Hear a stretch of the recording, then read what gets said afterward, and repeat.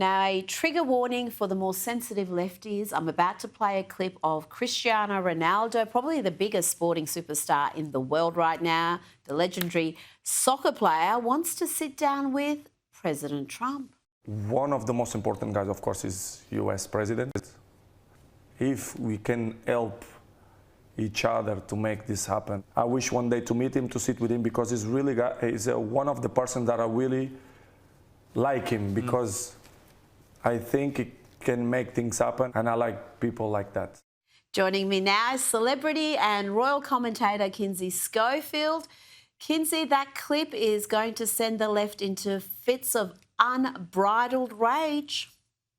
It's going to give you plenty of content. I completely agree. But look, powerful people gravitate towards one another because true winners recognize that proximity to excellence, and they realize that it sharpens their own edge. I mean, winners run in packs. And I think that that's what you see here, him recognizing someone that he admires and somebody that has committed to a lot of the promises he's made. He's actually executed them over the last year. Yep, and he would know saying that is going to get him all sorts of backlash from the usual suspects, but he said it anyway, so I admire that. Now, Jimmy Kimmel's wife has admitted to cutting ties with her Trump-supporting family after sending them numerous emails begging them not to vote in last year's election. I played a clip of her earlier in the program. Molly McInerney, who also works on her husband's show as head writer and executive producer, says she felt deeply betrayed by relatives who backed President Trump, saying their vote was effectively a vote against her TV host husband and family. I mean, I think this lady has some issues, Kinsey. You know what? I thought this quote was incredibly telling. She said, "My husband is out there fighting this man. And to me, them voting for Trump is them not voting for my husband and me and our family. Your husband's job is not to fight this man. Your husband is supposed to be a comedian, entertaining, hardworking Americans looking for an escape before bed. This is why America is tuning out your husband." Absolutely. I mean, one, he's supposed to be a late night TV host comic. He's supposed to be witty, provide some laughs, provide some entertainment. He rarely does that because he has become a full-time activist, and that's why he lied about Charlie Kirk's murder. That was the only reason. Why else would you do that? Now, let's talk about the royals. Princess Kate has honoured her late relatives for Remembrance Sunday, including Princess Diana and her grandfather, Peter Middleton. Kinsey, her grandfather was a pilot who served in World War II. That's right. And her husband, Prince William, served in the RAF after graduating. Catherine wore his mother's pearl drop earrings on Sunday. She looked so respectful and pensive. And of course, we bring you these incredible visuals of Catherine honoring the patriotic and deceased, in jarring comparison to Meghan Markle hitting up a Kardashian bash. I mean, you just can't. It's hard to comprehend where Meghan Markle's head is when we are seeing such grace and strength and selflessness from Catherine. How she could justify throwing on her Bond gear and showing up to the Kardashians' house. Well, Meghan's upset plenty of people and possibly embarrassed Prince Harry by not wearing a poppy alongside her husband at Kris Jenner's 70th birthday party. She would have known of Harry's deep and personal connection to Remembrance Day, Kinsey, and this is certainly not going to endear her to the British public either.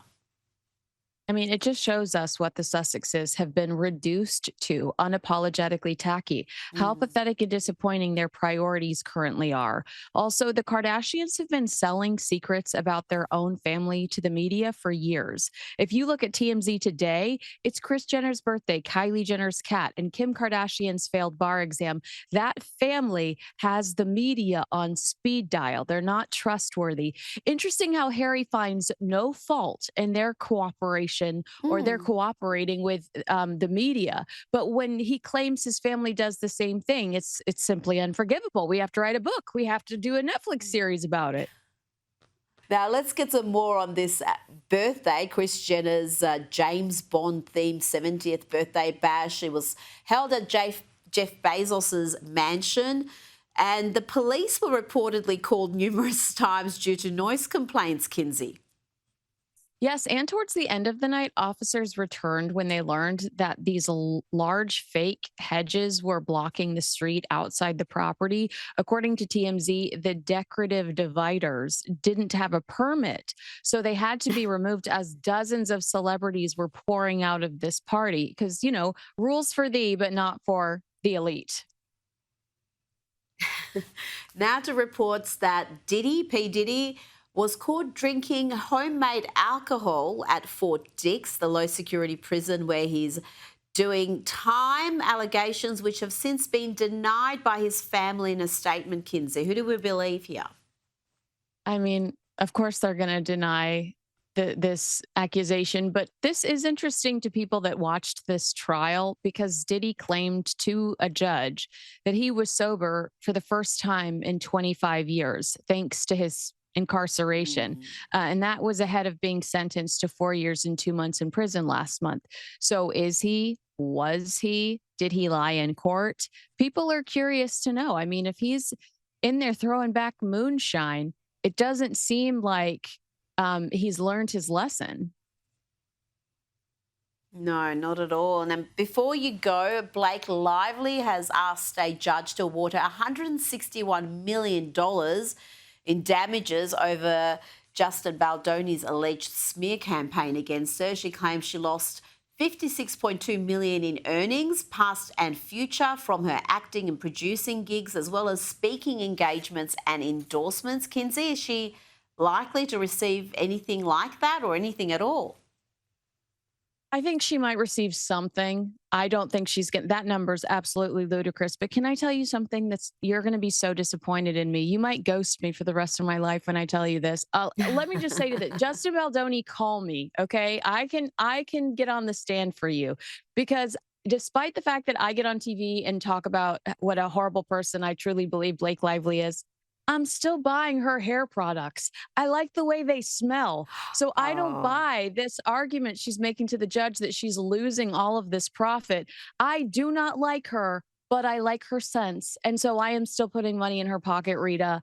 I am proof that she's not losing $161 million.